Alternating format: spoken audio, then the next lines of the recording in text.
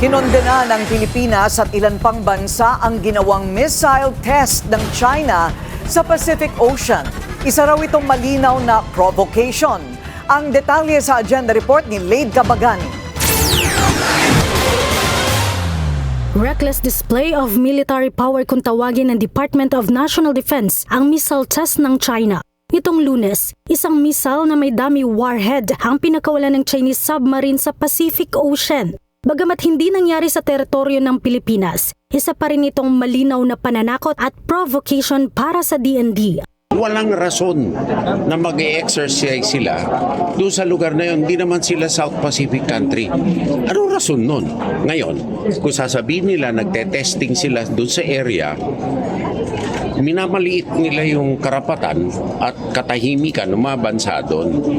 So, this is a pattern sa tingin ko ng provocation ng China sa magpakita ng muscle, no?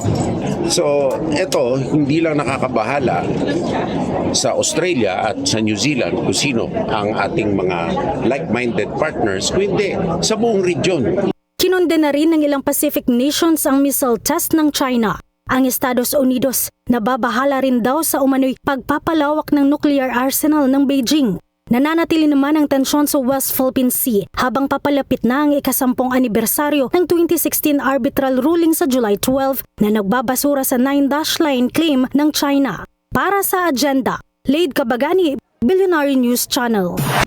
Manatiling nakatutok sa Billionario News Channel. Sumubaybay sa aming social media accounts at mag-subscribe sa aming YouTube channel para sa mga bago at eksklusibong balita.